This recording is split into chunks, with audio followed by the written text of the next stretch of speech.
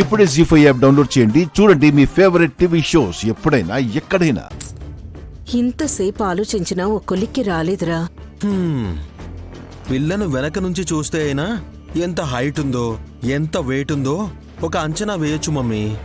కానీ షాడోను చూస్తే ఎలా గెస్ చేయగలం? అవునరా, నీడ కూడా సమాంతరంగా పడలేదు.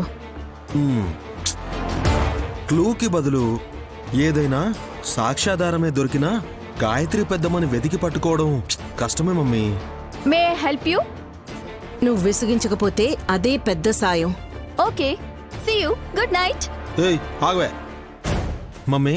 అరే ఎందుకు వచ్చిందో అడగలేదు, పంపించేస్తున్నావు. ఎందుకొచ్చావు? గాయత్రి అత్తయ్య గురించి కొన్ని పాయింట్స్ డిస్కస్ చేద్దామని అనుకున్నాను. సర్లేండి, మీరు కానివ్వండి, మీరు బాగా బిజీగా ఉన్నారు కదా. ఏయ్ wait wait wait wait wait అరే పెద్దమ్మ గురించే మేం కూడా ఆలోచిస్తున్నాం. నీకేం తెలుసో చెప్పు, మేం కూడా వింటాం. అదృష్టవంతులైన మీరు పెద్దత్తయ్య నీడని చూడగలిగారు. నేను చూద్దామని వచ్చేలోపే ఆ అదృష్టం అయిపోయింది. ఈ విషయంలో నేను దురదృష్టవంతురాల్ని.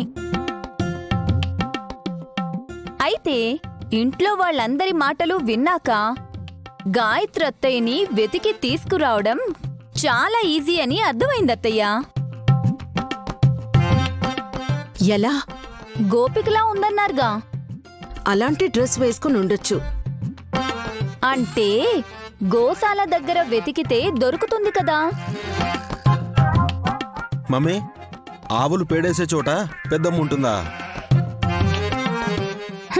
వెర్రి నా హస్బెండు. ఆవులు పాలిచ్చే చోట అని పాజిటివ్ గా ఆలోచించు. ఇలా బుర్ర లేకనే ఇప్పటి వరకు ఏమీ సాధించలేకపోయారు. హాసిని, నువ్వు చెప్పిన పాయింట్ నాకు కనెక్ట్ అవుతోంది. చెప్పానా అత్తయ్య, ఈజీ అని.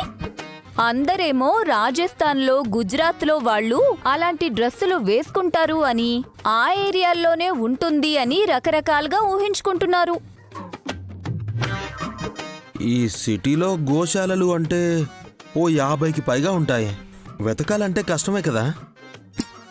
50 గోశాలల్లో సుమారు 1000 ఆవులు ఉండొచ్చు అని అనుకుందాం.